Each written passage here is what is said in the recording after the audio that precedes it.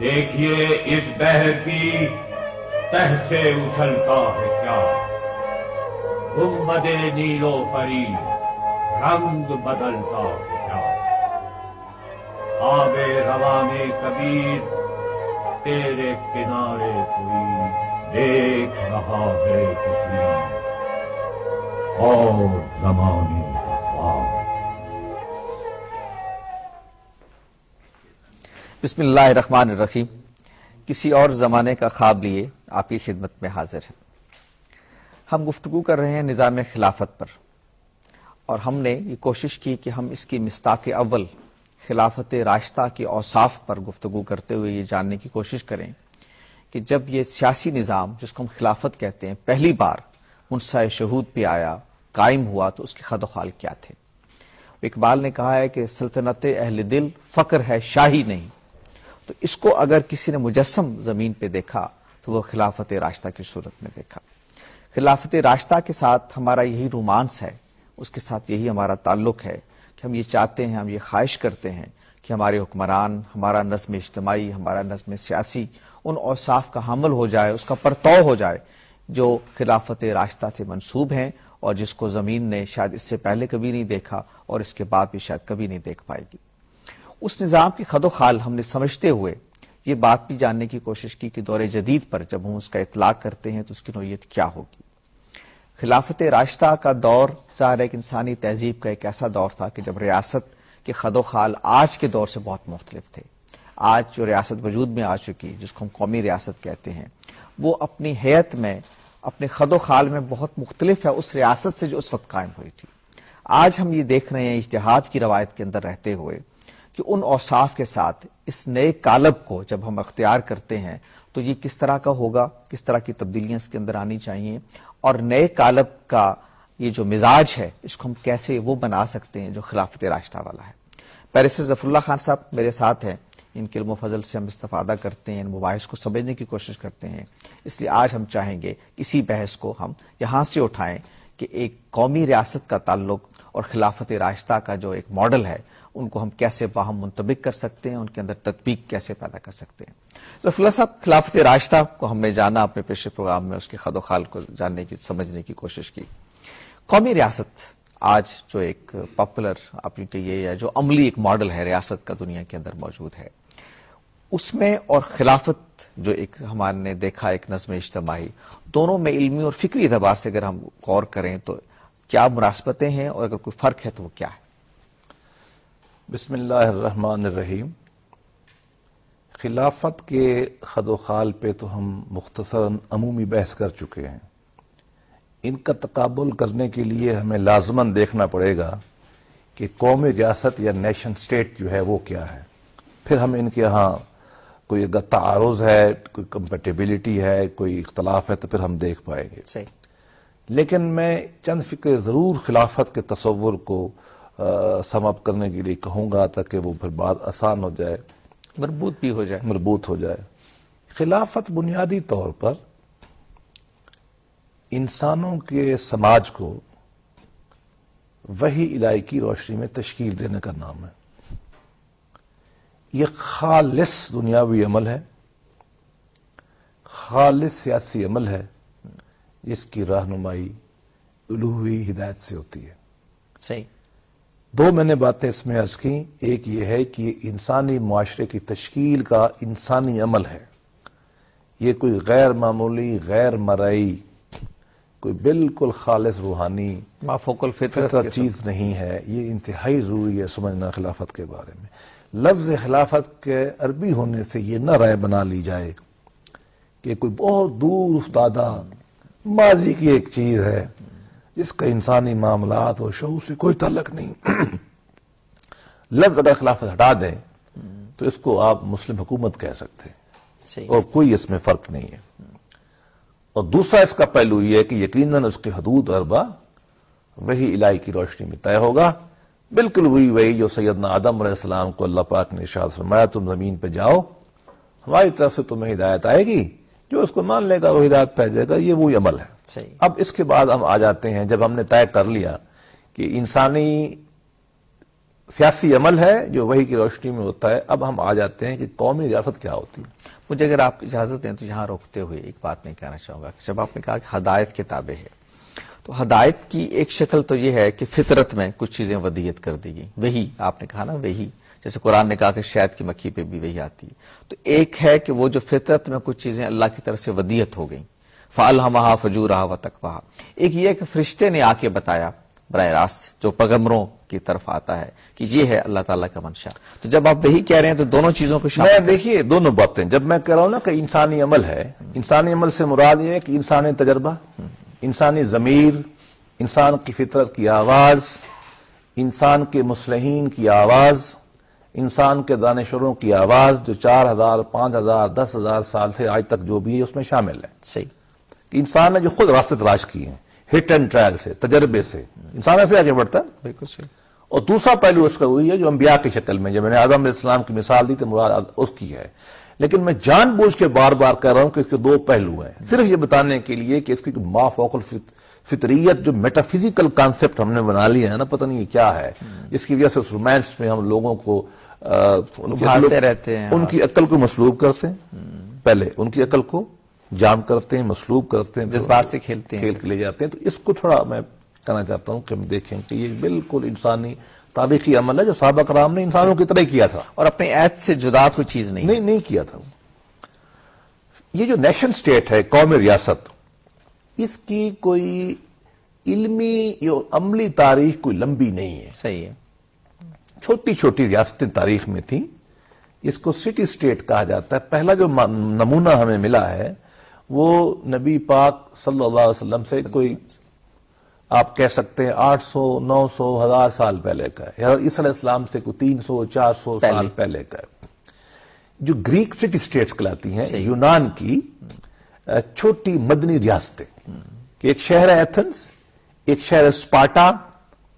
انہوں نے اپنے معاملات طے کرنے کے لیے ایک پارلیمان بنا لی اور معاملات طے کر لیے. کم و بیش وہ اسی روایت پہ چلتے تھے، سٹی سٹیٹس تھی، ان کا اپنا آئین ہوتا تھا. ارسطو نے ایک کتاب لکھی ہے جس میں اس نے، مجھے اگر صحیح یاد پڑتا ہے، 300-350 چھوٹی چھوٹی اس وقت جو ریاستیں تھیں ان کے دستور کا، کانسٹیٹیوشن کا مطالعہ کیا ہے. پالیٹکس کے نام سے جو جی ان کا مطالعہ ہے، ان کا خلاصہ ہے کہ یہ اصول مرتب ہوتے ہیں. تو یہ موجود تھی. صحیح. رومن کے اندر بھی، لیکن وہ امپائر کی شکل تھی. رومن کی جو اسٹیٹ ہے اس کی امپائر کی شکل تھی، وہ نیشن اسٹیٹ کے طور پہ ایسا نہیں تھی. نیشن اسٹیٹ کا تاثر فارملی جو آیا ہے وہ آیا ہے کہ جب یورپ کی ٹیمپورل یونٹی ٹوٹی ہے، جب یورپ ایک سلطنت کے طور پہ تھا اور جس کی بنیاد پاپائیت تھی. صحیح. پوپ کی جب حکومت تھی اور وہ جھگڑے فساد ہوتے رہے، مڈل کلاس ابھری، بادشاہ اور پوپ کے درمیان جھگڑے ہوئے، نیا وہ لوتھر آ چکا تھا، ریفرمیشن ہو چکی تھی، تشکیل ہو رہی تھی. تو اسے پنسر منظر میں مذہبی جنگیں ہوئیں. صحیح. مذہبی جنگوں کے نتیجے میں لوگ تنگ آنا شروع ہو گئے. کیپرنیکس اور گلیلیو کی روشنی میں لوگ ویسے ہی نئی فکر آ چکی تھی، درکاش کی فکریں آنا شروع ہو گئی تھی. اس زمانے میں جب جنگیں ہوئی، جنگوں کے بعد جرمنی کے علاقے رائن لینڈ میں جو مغربی جرمنی کا حصہ ہے، فرانس کے قریب، وہاں ایک شہر ہے ویسٹفیلیا. وہاں ایک پیس ٹریٹی ہوتی ہے جو وارنگ نیشنز تھے. بنیادی طور پہ کیا تھے؟ پوپ کے حامی صحیح اور پوپ کے خلاف. بادشاہ کے حامی، بیسیکلی پوپ جو بادشاہ بھی تھا اس کے حامی، اور نوبل لارڈز جو تھوڑے اس زمانے میں عوام کے نمائندے کہنے تھے تو وہ بھی نہیں، لیکن ان کے درمیان ایک جنگ ہوئی، اس کے درمیان ایک معاہدہ ہوتا ہے، ٹریٹی آف ویسٹفیلیا، پیس ٹریٹی، جس میں اور بہت ساری چیزوں کے علاوہ ایک بات یہ طے کی کہ آج کے بعد یہ جو ٹیمپورل گورنمنٹ ہے نا، یہ دنیاوی جو معاملات ہیں، اس میں پوپ کو کوئی دخل نہیں ہوگا. سیکولرزم جس کو پوپ تشریف لے جائے اپنے گھر ویٹیکن میں، چرچ میں، یہ معاملات ہمیں طے کرنے دیں. اور اگرچہ ٹیمپورل اتھارٹی بعض تھوڑے علاقے میں، اٹلی میں، روما میں پوپ کی رہی، لیکن باقی معاملات یورپ اس سے آزاد ہونا شروع ہو گیا. وہ جو نئی آزادی ہوئی، جس علاقے میں لوگ تھے انہوں نے اپنی تنظیم کی، کسی نے سیاسی بنیاد پہ، کسی نے لسانی بنیاد پہ، ایک عمل نیا شروع ہوا. اجتماعیت کی ایک اساس تلاش کی، اور بعض اوقات ایک اساس، بعض اوقات کئی اساس ملا کے انہوں نے ایک کانسیپٹ دیا نیشن سٹیٹس کا، آج کل جس کے 4 عناصر ہم شمار کرتے ہیں. شروع ٹریٹی آف ویسٹفیلیا، غالباً 1648 میں ہوا ہے. اس سے لے کر آج تک کا جو عمل آپ کہہ سکتے ہیں کہ 450 سال کا، اس کے اندر یہ تاریخ نے ہمیں بتایا کریکٹرسٹکس کیا ہوتی ہیں. جیسا ہم نے خلافت کے کریکٹرسٹکس بیان کی، اس کی ایک بڑی مختصر سی ہے. ایک علاقہ ہوگا، جی جغرافیہ اس کا، ٹیریٹری، سرحد بھی ہے، ٹیریٹری ایک طے ہوگی اس کی، علاقہ یہ ہے. ایک اس میں حاکمیت اعلیٰ ہوگی، کوئی روحانی اقدار ہوگی، کوئی اس کا سیاسی اصول ہوگا، تھیوریٹیکل لیول پہ وہ ہوگا، روح ہوگی اس کی، ساورنٹی اس سینس میں ہوتی ہے. ایک اس کی عملی شکل ہوگی گورنمنٹ کی، جو ہم سب جانتے ہیں گورنمنٹ کیا ہوتی ہے. اور ایک قوم ہوگی جس میں سینس آف بلانگنگ ہوگا. جدید تعریف یہ ہے کہ وہ لوگ سمجھتے ہیں کہ وہ ایک انٹیٹی ہے، صحیح ہے، اس کے اندر رہتے ہیں. اس کی بنیاد کے اوپر 450 سال میں یا 400 سال میں تشکیل کر کے عہد حاضر کی جدید ریاست بنی. جنگ عظیم دوم اور اول کے بعد، اور خاص طور پہ دوم کے بعد نکھر کے وہ ایک شکل آگئی جو ہمارے یہاں موجود ہے. اس کے کریکٹرسٹکس کیا ہوتے ہیں؟ اس کے کریکٹرسٹکس عمومی طور پر ایک ہے، وہ یہ ہے کہ ہم اپنے معاملات خود طے کریں گے. صحیح، ساورنٹی بلانگس ٹو پیپل، ہمارے پاس ہیں اپنے معاملات ہیں. مزید جو وہ کرتے ہیں، جو انہوں نے اپنے لیے رہنما اصول بنائے ہیں، وہ ایک تو قانون کی حکمرانی کا ہے کہ بادشاہ غریب، پوپ عام آدمی برابر ہوگا. یہ میگنا کارٹا سے ابھی 800 سال ہوئے ہیں، وہاں سے شروع ہوا اور یہ ویسٹ فیلیا میں آ کے اور اس کے بعد بڑھتا بڑھتا آج تک ہی آ گیا. جمہوری نظام ہوگا، لوگ خود چنیں گے، رول آف لا ہوگا، حقوق بشر کا ہم خیال کریں گے. اور مطمئن اگر کیا ہوگا، اس ساری چیزوں کا وہ ایک ہے، وہ لوگوں کی ویلفیئر، انٹرسٹ. یہ اس کی کریکٹرسٹکس ہے جس کو ہم نیشن اسٹیٹ کہتے ہیں. اب اگر آپ دونوں کو ملا کے دیکھیں تو اس میں کچھ جوہری اتفاقات ہیں اور کچھ جوہری اختلافات ہیں. پہلی بات یہ ہے کہ دونوں کا جو پرپز ہے کہ لوگوں کا مفاد ہو. یہاں تک خلافت اور جو جمہوری ماڈرن نیشن اسٹیٹ ہے، یہاں تک تو اتفاق کرتے ہیں. خلافت ایک قدم آگے جاتی ہے، وہ کہتی ہے کہ فلاح ہو، اخروی فلاح بھی شامل کرو دنیاوی کے ساتھ. تو گویا کہ 50% ان کا یہاں اتفاق ہوتا ہے الٹیمیٹ آبجیکٹو میں. رول آف لا دونوں ایک طرح کھڑے ہیں. تھوڑی تفہیم کا فرق ہو سکتا ہے کہ ہم نے شریعت لگانی ہے یا کیا لگانا ہے، لیکن رول آف لا کا جو پرنسپل ہے، گن نارم ہے، اس میں دونوں ایک جگہ پہ کھڑے ہیں میری خیال میں. دوسری بات یہ حکومت دونوں کو بنانی ہے. ایک پرابلم پیدا ہوتا ہے ٹیریٹری کا، جو کنفیوژن پیدا کرتا ہے. چونکہ یہ ماڈرن اسٹیٹ نئی ہے اور خلافت کا تصور پرانا ہے. اس وقت امپائرز تھی، اس وقت اسٹیٹ سے پری کا پولیٹیکل سائنس کا زمانہ، امپائر کا زمانہ، وہ بھی امپائرز تھی. امپائر کے نام پہ بنی تو ہم نے امپائر کو خلافت سے بالکل ایک بنا دیا. حالانکہ اس وقت کا ایک تاریخی عمل تھا کہ اکٹھے تھے. صحیح. لیکن مسلم عمل آگے جب بڑا ہے ہم اگنور کرتے ہیں. ہمارے یہاں خلافت اور ولایت میں فرق ہو گیا بعد میں. پہلے اسٹیٹ میں خلافت ایک تھی، ٹیمپورل اینڈ اسپرچل اتھارٹی، روحانی اور دنیاوی اقتدار ایک کے پاس تھا. آگے جب وقت بڑھا تو ہم نے فرق کیا. ہم نے بنیادی طور پر جہاں جہاں کوئی امیر تھے، اورنگزیب تھے، کہیں صلاح ایوبی تھا جو ہمارے بزرگ ہیں جن کا الگ سے نام لیتے ہیں، کہیں بابر تھا، کہیں کوئی اور تھے، تمام نے اپنے معاملات اپنے حساب سے چلائے. کم و بیش وہی اصول جو نیشن اسٹیٹ کے ہوتے ہیں. اچھا، یہ جو میں آؤں گا اس کی طرف، ہم چاہیں گے کہ اس کو تفصیل سے گفتگو کریں کہ اس پورے عالمی سطح کی جو اجتماعی نظم اجتماعی یا خلافت کی گفتگو ہوتی ہے. لیکن اس وقت میں نیشن اسٹیٹ کے کنسپٹ اور خلافت کے کنسپٹ کے حوالے سے چاہوں گا کہ گفتگو کو ہم محدود رکھیں. اس پہ انشاءاللہ تفصیل سے ہم آگے چل کے بات کرتے ہیں. نیشن اسٹیٹ کی جیسے آپ نے تعریف کی کہ وہ بنیادی طور پر ان عناصر سے مل کے بنتی ہے. اس میں سے جو چیز ایک جدید دور میں بہت رائج ہوگی وہ کانسٹیٹیوشن ہے. جدید ہم کہتے ہیں کہ کانسٹیٹیوشن بناتی ہے، ایک نظم، ایک معاہدہ عمرانی پہ جس پہ قوم متفق ہو جاتی ہے، اس کو اختیار کر لیتی ہے. جو لوگ اس پہ اعتراض کرتے ہیں، اس کو خلافت سے الگ سمجھتے ہیں. ان کا اعتراض یہ ہے کہ خلافت جو ہے بنیادی طور پر، جیسے آپ نے بھی ذکر کیا کہ وحی کی رہنمائی میں ایک نظم اجتماعی کی تشکیل کا نام ہے. تو وحی کے ماخذ ہمارے پاس موجود ہیں، قرآن بھی موجود ہے، سنت بھی موجود ہے. تو کانسٹیٹیوشن تو ایک بدعت ہے، ایک نئی چیز آئی ہے جو اس روایت کے اندر کہیں موجود نہیں تھی. کانسٹیٹیوشن تو ایک مین میڈ ایک ڈاکومنٹ ہے جو وہ بناتے ہیں. یہ ایک بنیادی فرق واقع ہو جاتا ہے خلافت کا. خلافت کسی کانسٹیٹیوشن، مین میڈ کانسٹیٹیوشن کی پابند نہیں ہوتی، وہ تو وحی الہی کی تابع ہوتی ہے، اور آپ نے بھی یہی اس کی تعریف کی. تو یہ نیشن اسٹیٹ اور خلافت میں کیا اس جوہری فرق کو ہم کہیں گے کہ یہ فرق پایا جاتا ہے؟ میں اس سے آنے سے پہلے پرانی بات کو ایک آدھ فکر دو فکرے کہوں گا کہ وہ خلافت جو ایک امپائر کی شکل تھی وہ بعد میں امپائر اور ولایت کی شکل میں تقسیم ہو چکی تھی کہ خلیفہ ایک بڑا تھا جس کو سپریچول ریلیجنس تھی، لیکن مقامی طور پر مسلم ہسٹری میں نیشن سٹیٹس بن چکی تھی. تو گویا کہ ہمارا جو زمانہ ہے وہ تینوں چیزیں دیکھ چکا ہے، خلافت امپائر کے سینس میں، خلافت اور ولایت الگ، اور اس کے بعد نیشن سٹیٹ کا. تو یہ صرف نہیں کہہ سکتے کہ صرف ہمارے ہاں خلافت امپائر سے منسلک تھی یا اس کا انٹرنیشنلزم تھا، اس پہ ہم بعد میں آتے ہیں. اچھا، اب یہ بات ہے کہ ایک جوہری فرق ہے دونوں میں کانسٹیٹیوشنلزم کا. دیکھیے اس کے کئی پہلو ہیں. ایک تو اس کا جاننے کے لیے یہ لازم ہے کہ کانسٹیٹیوشن یا کانسٹیٹیوشنلزم کو ہم کہتے کس کو ہیں. یہ عامیانہ تفہیم ہے کانسٹیٹیوشن کی کہ وہ لکھا ہوا ہو.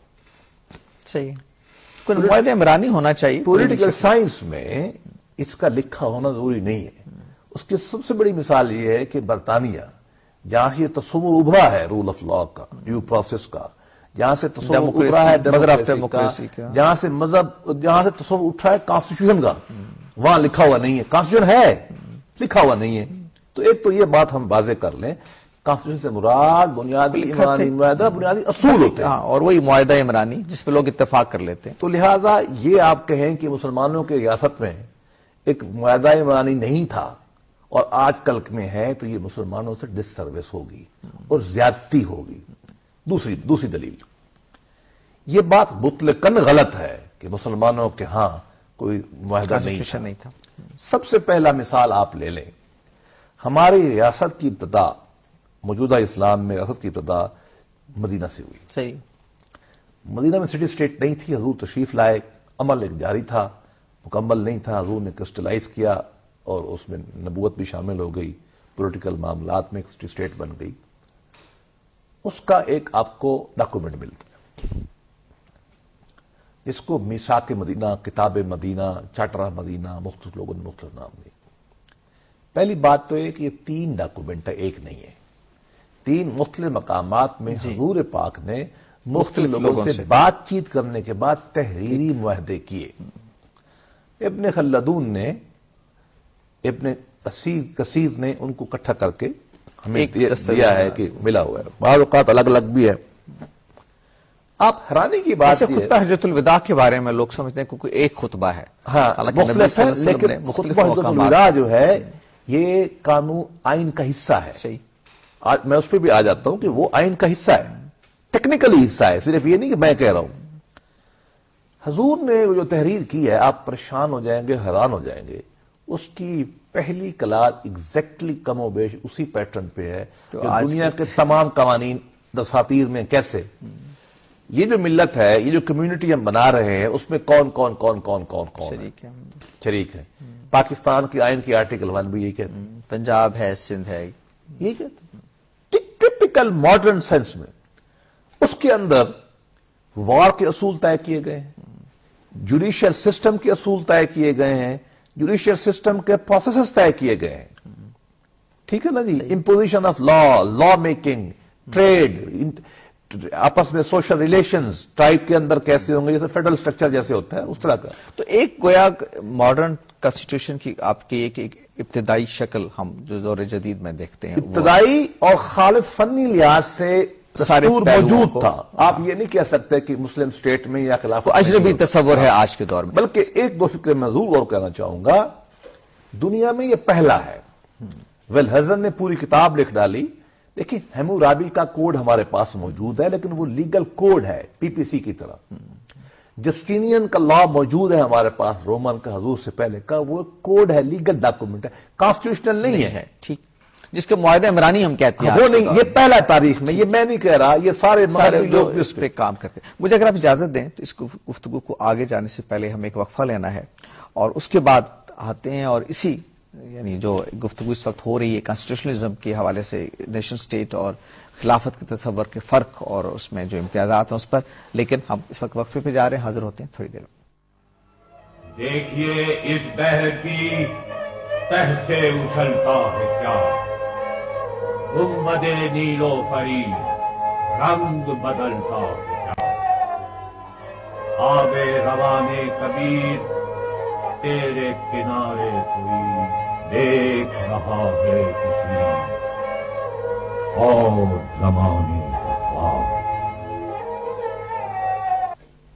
پروگرام میں ایک بار پھر خوش آمدید۔ گفتگو ہو رہی ہے کانسٹیٹیوشنزم کی، اور ہم جس تناظر میں گفتگو کر رہے ہیں وہ نظام خلافت اور جدید نیشن سٹیٹ کے فرق یا قومی ریاست کے فرق کے حوالے سے ہے۔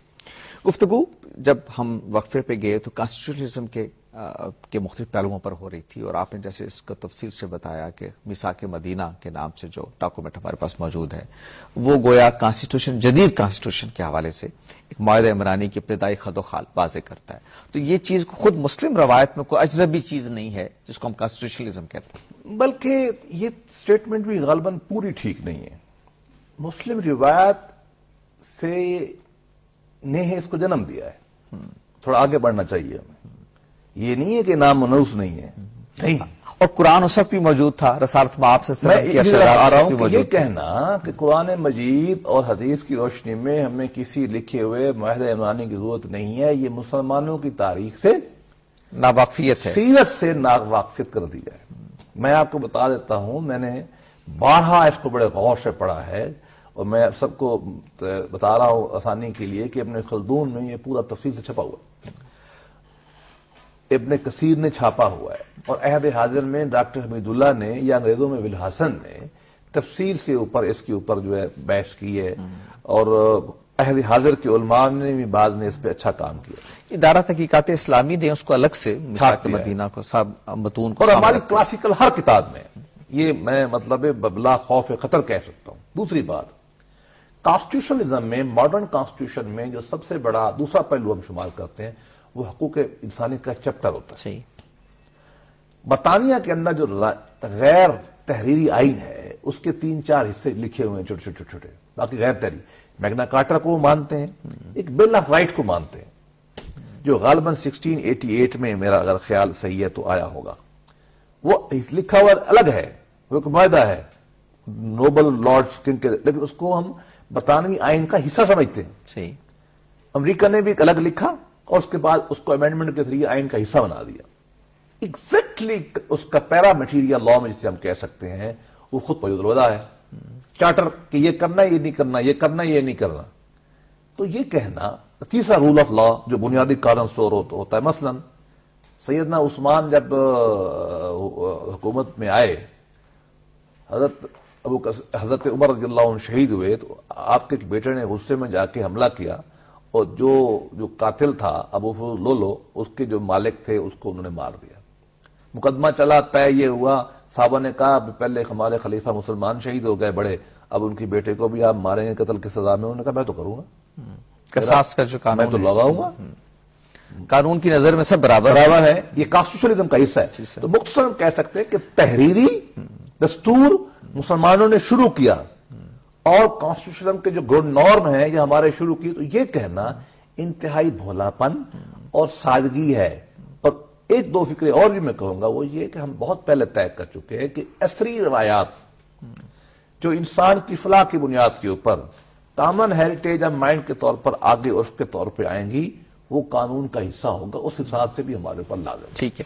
بلکہ بہت اہم بات جو آج کے دور میں، بلکہ یہ بہت ہی جدید باتوں میں سے ایک ہے جس کو ہم مذہبی آزادی کا تصور کہتے ہیں، کہ آپ اپنے مذہب پر پابند رہنے پر عمل کرنے کے لیے آزاد ہیں، میں اپنے مذہب پر آباد ہوں۔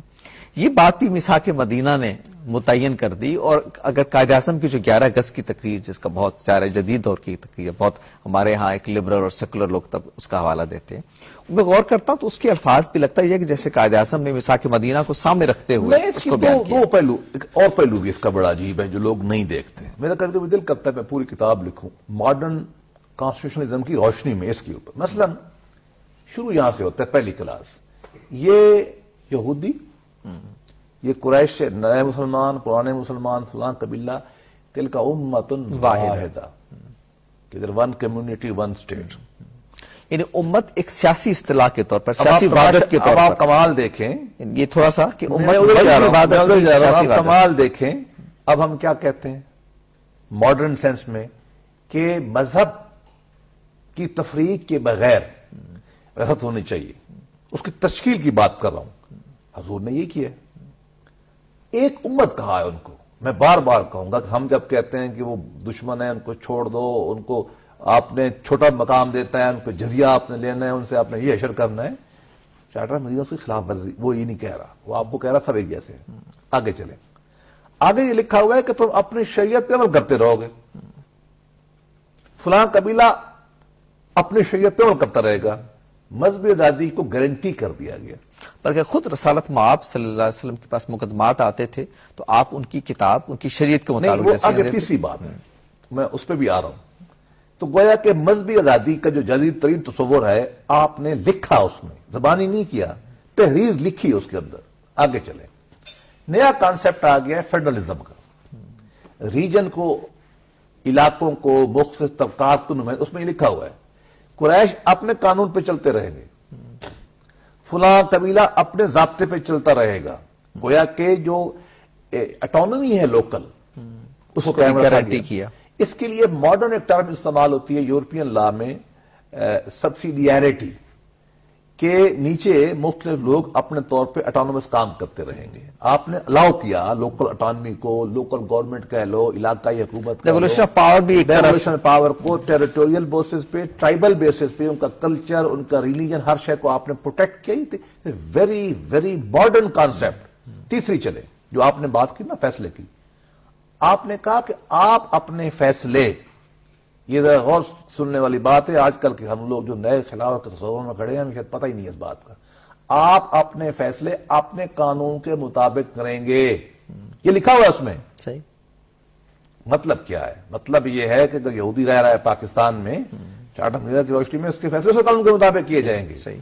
عیسائی رہ رہا ہے اس کے مطابق کیا جائے رہا ہے. ہندو کی, ہمارا لا نہیں لگے گا ان کے اوپر. یہ حضور نے لکھا ہے, میں تو صرف آپ کو بتا رہا ہوں, ٹیکسٹ کوٹ کر سکتا ہوں. آگے چلے. اگلی بات کیا کی حضور نے فرمایا کہ اگر یہ آپس میں معاملات طے نہیں کر پائیں گے تو صاف ظاہر آپ سینٹرل اتھارٹی کے پاس آنا ہے. یہ تو نہیں نا جیسے آج کل ہم کہتے ہیں جی قاضی نے فیصلہ فرما دیا سر اڑا دو. حضور نے یہ نہیں کیا. حضور نے فرمایا اپیل بھی ہوگی, اور سنا میں سنوں گا, وہ ہیڈ آف اسٹیٹ کے طور پر. کامن سینس ہے, ہیڈ آف اسٹیٹ سنے گا, یہ ہیڈ آف اسٹیٹ کے بہاف پہ کوئی سنے گا. ان کی ہیڈ آف اسٹیٹ ہونے پہ بھی سب نے اتفاق کیا. اچھا, وہ بھی صاف ظاہر جب میدہ ہوا تو اتفاق کیا تھا انہوں نے. اور یہ اس کی ماننے کی دوسری شکل ہے کہ جب ڈسپیوٹ ہوگا ہم آپ کو ریفر کریں گے. آگے چلیں. میں کیسے انصاف کروں گا, حضور نے وہ بھی لکھ دیا کہ اسٹیٹ کیسے انصاف جو ہے ڈسپینس, آپ نے فرمایا ہم نرمی کریں گے, ہم صلح صفائی کریں گے, اور اس کے بعد قانون میں انصاف کے ساتھ ہم رحم شامل کریں گے. دا موسٹ ماڈرن کانسیپٹ جو ہے سارے کے سارے جڑی. آج کل کیا ہوتا ہے آئین میں, ٹیریٹری کا چیپٹر, صحیح ہے, فنڈامنٹل رائٹ کا چیپٹر, سورنٹی کا, لا کی اپلیکیشن کا چیپٹر, سورنٹی کا چیپٹر, ڈسپیوٹ ریزولوشن کا چیپٹر, ٹیریٹوریوں کی فیڈرلزم, یہ چیزیں ساری کی ساری اس چیزوں میں اپنی اچھی بھلی شکل, روڈیفیکٹری فارم میں نہیں, اچھی شکل فارم موجود ہے. تو یہ ہم نے جو تصور بنایا ہوا ہے نا, کہ میں نے سنتا رہتا ہوں کہ جو قانون حدیث میں لکھا ہوا ہے اور ہم کرتے چلے جائیں گے, یہ میرا خیال میں ایک مذہبی اوور سمپلیفیکیشن ہے اور نعرہ کے علاوہ کچھ نہیں ہے. اور اگر یہ ہے تو چارٹر مدینہ کی ضرورت نہیں, وجہ کی ہمیں کوئی ضرورت سمجھ میں نہیں آ سکتی. حضور موجود, وہ کہہ دیتے, جبریل نظر آ رہے ہیں آتے ہوئے صحابہ کو, امت تشکیل ہو رہی. حضور کا کہنا مذہبی لحاظ سے فرض, دنیاوی لحاظ تو بڑے بعد میں آتا ہے, پھر بھی آپ بٹھاتے ہیں. اور میں ایک اور عرض کروں, کم و بیش 1.5 سال یہ معاہدہ نیگوشیٹ ہوا ہے. ایسا نہیں ہوا 1.5 سال اس کے اوپر پہلا جو معاہدہ سائن ہوا ہے بدر کے قریب یا اس کے بعد کا ہے. صحیح, مانتے نہیں تھے قبیلے, مذاکرات ہوتے رہے. اگلا 2-3 سال بعد اس سال کا نیگوشیٹ ہوا ہے. یہ نہیں کہ بیٹھے بیٹھے ہو گیا, دن ہی اس کو اس سے اور اصول نکلا کہ ڈیموکریٹک پروسیس میں, شورائیت میں نیگوشیٹڈ سیٹلمنٹ جیسا آئین کے ہوتا ہے ابھی نہیں ہوا, بلکہ اس میں ایک اور مذاکرات پارٹیوں کے اس کے بعد بنائے ہو. بلکہ اس میں ایک اور پہلو بھی ہے جس کو لوگ نظر انداز کرتے ہیں کہ رسالت مآب صلی اللہ علیہ وسلم نے مدینہ تشریف لانے سے پہلے وہاں کے بڑے قبائل کے ساتھ نیگوسیشن کی. وہ اوس اور خزرج کے لوگ جو حج کرنے مکہ جایا کرتے تھے, آپ ان سے ملے, پہلے موقع پر ملے, کچھ لوگوں نے آپ کی لیڈرشپ کو قبول کیا جس کو بیعت عقبہ اولا کہتے ہیں. دوسری سال پھر لوگ آئے, وہ ملے, بیعت عقبہ ثانیہ ہوئی. یعنی یہ ایک پورا پروسیس ہے مدینہ. آپ عام طور پہ تاثر یہ ہے نا جیسے آپ مہاجر کے طور پر فوراً تشریف لے آئے, یہ ایک پوری تیاری کے ساتھ آئے, ان لوگوں کے ساتھ نیگوسیشن سے آپ نے ذکر کیا, ان قبائل کے ساتھ نیگوسیشن کی, ان کی لیڈرشپ کے ساتھ نیگوسیشن کی.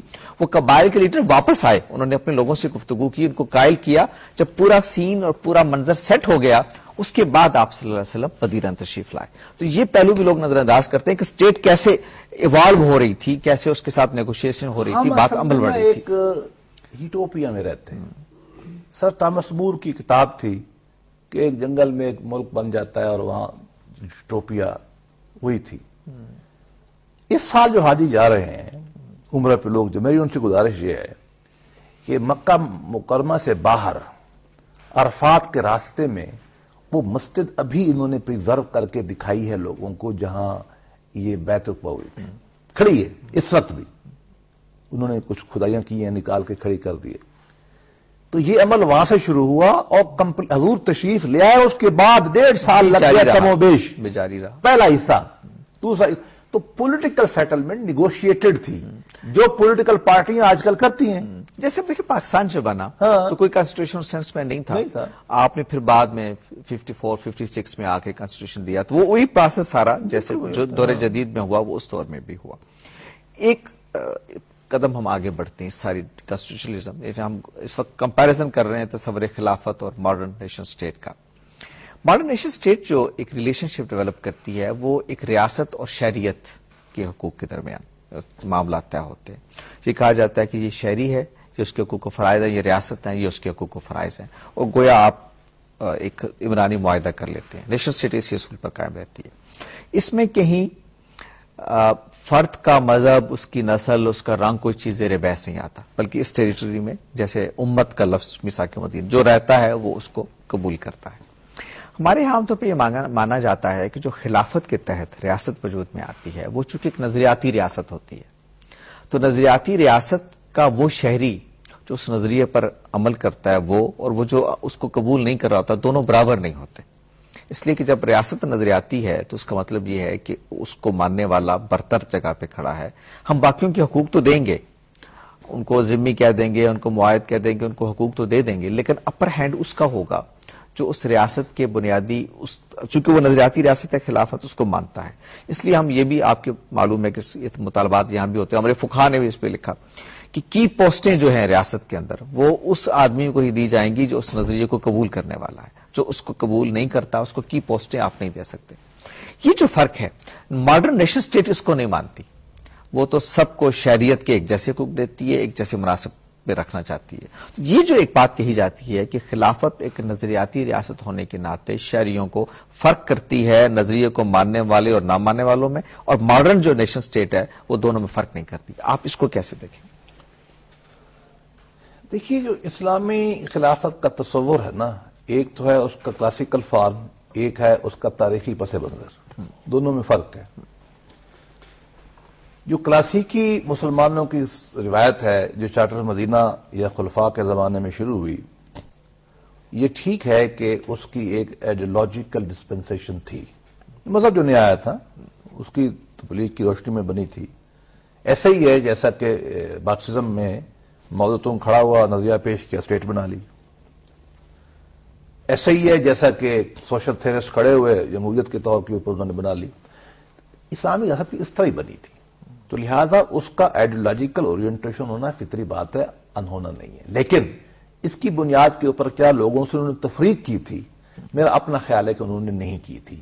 چارٹر آف مدینہ یہ بات بتاتا ہے جب وہ پہلی لائن میں لکھ دیتا ہے کہ یہودیوں میں, عیسائیوں میں اور مسلمانوں میں فرق نہیں ہے. میں نہیں سمجھتا کہ آپ اس پہ کوئی فرق کر پائیں گے. اور یہ جو ہے کہ عہدوں میں آپ نے لگانا یا نہیں لگانا, ایک تو تاریخی لحاظ سے کہیں اس کی ایکسیپشنز ہیں, مسلمانوں نے بڑے لوگوں میں عہدے دیے, کہیں انہوں نے نہیں دیے. یہ ایک انتظامی نوعیت کا فیصلہ ہے, انتظامی نوعیت کا فیصلہ ہے, اور حالات کے تابع کوئی تعلق اسلامی اقدار کے ساتھ نہیں. اچھا ظفر اللہ صاحب, اس بحث کو ہم چونکہ یہاں اب ختم نہیں کر رہے, اس کے بہت سارے سوالات اہم ہیں, مشکل مسئلے میں داخل ہو رہے ہیں. ابھی ہاں ہم داخل ہو رہے ہیں, لیکن آج کے پروگرام کا چونکہ وقت ختم ہو رہا ہے, آج ہم نے یہ سمجھنے کی کوشش کی کہ مسلمانوں کا جو تصور خلافت ہے، جو سیاسی نظام اور سیاسی اصول و ضوابط پر مشتمل ایک نظم اجتماعی کا تصور ہے وہ، اور دور جدید کا جو نیشن سٹیٹ کا تصور ہے، دونوں میں کتنی مطابقت ہے، اگر فرق ہے تو اس کی نوعیت کیا ہے، اور آج ایک نیشن سٹیٹ کے ماڈل میں رہتے ہوئے اگر ہم اس کو خلافت کے اوصاف سے متصف کرنا چاہیں تو اس کا طریقہ کیا ہوگا۔ یہ گفتگو ظاہر ہے کہ ناتمام ہے، سلسلہ جاری رہے گا۔